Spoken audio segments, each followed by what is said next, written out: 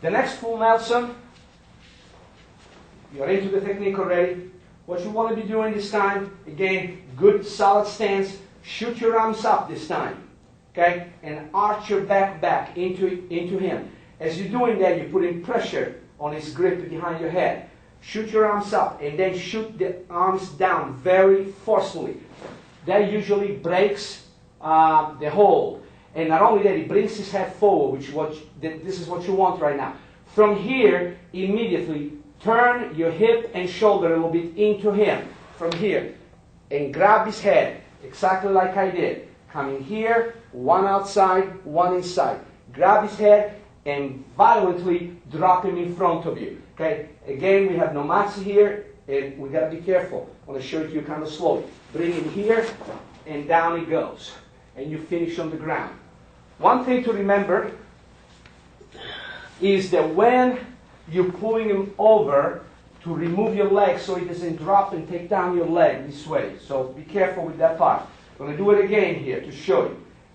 He grabs you, shoot your hands up first, and then down, real forcefully. When that breaks the hold, immediately turn.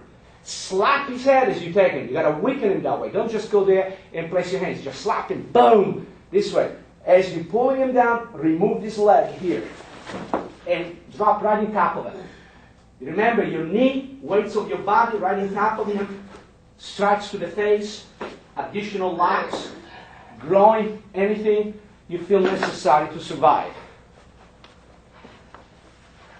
And that's your second technique for full Nelson. Now, unlike grabs, where there is maybe a static situation for a second or two because the person is grabbing you, punches are always dynamic. There is always movement.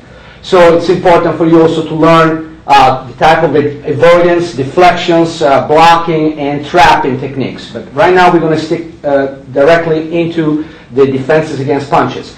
The first one, we're going to do it slowly the first time so you see what we're doing. He throws a punch, okay? Again, it could be a jab or a cross. It does not matter. Depends on his leg position. So he throws the punch. You're going to deflect the punch. It doesn't matter with which hand. You can use the crossed hand first, then go directly into the technique, or you can use the other hand and switch, and then going into your armbar and take him down. Okay, that's your technique right here. One more time. 1, 2, coming in, taking him down. Or simply, you're minding your own business, your hands are up, you're deflecting the punch, and you're taking him down. Now we're going to do it one time a little more dynamically, so you see what we're talking about when it happens a little faster. As he comes in here, and then it's the armbar on the floor, right here. Okay? Now, from this side, you get a different view from this side. But I'm going to go a little slower this time. It's going to throw the punch, deflect. Remember, this is not a hard block. You're going with the energy of the punch, moving out of the way, letting the punch pass you by. Watch. Coming here, catching his wrist, attacking the tricep tendon, and taking him to the ground with the armbar that you've done before. Okay? A little more dynamically now, one more time. He throws the punch, here, catching, down to the ground, once. Okay, that's your first defense against punch. The next technique is probably the simplest of all. However, it is also the most devastating and dangerous of all. What you're going to be doing basically is kicking the supporting leg while he's in the middle of his kick. And in practice, do not kick the leg of your partner when you train. Do not even touch him because it can be terribly destructive to his knee. You will see what I'm talking about. We're facing each other, he throws the kick. As I perceive the movement of the kick, I step out in that direction. So if he kicks with the leg, I'll step here. If he was to kick with his leg, I'll step here. Okay, so he's going to kick me with his right leg now. I perceive the movement, I step, and I kick the supporting leg. It's that simple. And yet, when the whole weight of the body is on one leg and you hit the knee at full power, you know the damage that you can do. So again, be extremely careful. Going to do it one more time here. He throws the kick. Disarming edge weapons is the best and extremely risky endeavor. When you have no weapon and the other person is armed with a lethal weapon such as a knife, the chances of you getting hurt and cut and possibly even killed are very high. Let's be realistic about that. Some people claim you cannot disarm a person armed with a knife. Other people say that it's very easy. I think that both extremes are wrong. Disarms can be effectively performed. However, the chances of you receiving some kind of injuries is very high. We got to understand two things, first of all. When we disarm an edged weapon, the part that needs to be controlled is the hand, not the weapon. As you will see later, when dealing with handguns, the opposite is true. When trying to disarm a handgun, you need to control the weapon, not as much, not worry as much about the hand or the wrist as much as it is of the weapon. Now, in this situation here, I want to control the hand. The reason why is very obvious. If I try to control the weapon in any way, I will get cut. There is no question about it. And then my hands will not be functional to continue my defense. There are several ways that people can stab. And again, we got to make a distinction here. Can I have the knife, Pedro? The distinction is between an expert knife fighter, someone who has trained, and I'm not talking of formal martial arts training only. People train in the use of edge weapons in the prisons, in jail. They train with these things.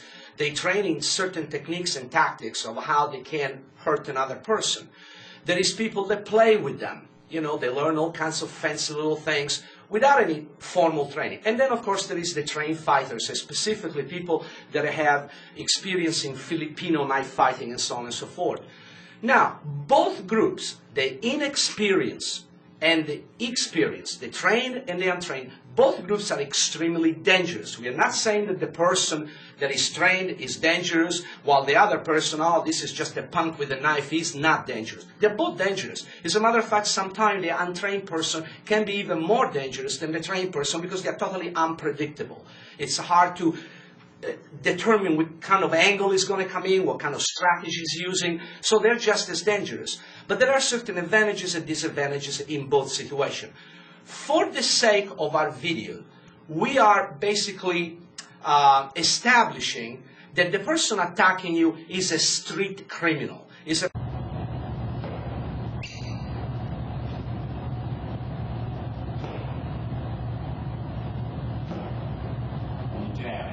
Now the next one is our back fist. Basically the same thing. I'm going to throw my back fist. When he sees me move, whether it's my shoulder, my arm, my head moves, he's going to try to pull this pad away. Okay?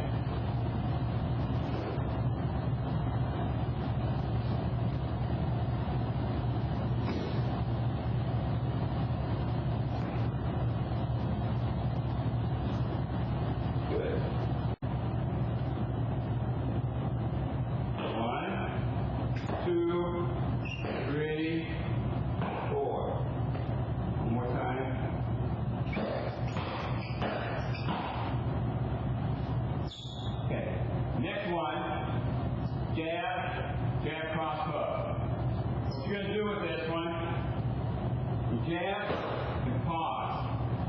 And then you're going to unload your cross hook. The reason is, we're trying to draw him in. So we're sitting here, we're squaring off. I flick out a jab. Right? He thinks that's all I'm going to do. So he starts coming in, and then I unload with the next combination. So, you know how when you sometimes you're just moving around, you're just feeling each other out, you flick a punch out there, just to see what the other guy's going to do. That's what we're doing here. So I'm flicking out a punch, he comes in to throw his punch, or do some type of counter, and that's when I unload. So, it's one, pause. Make sure you pause here. 2,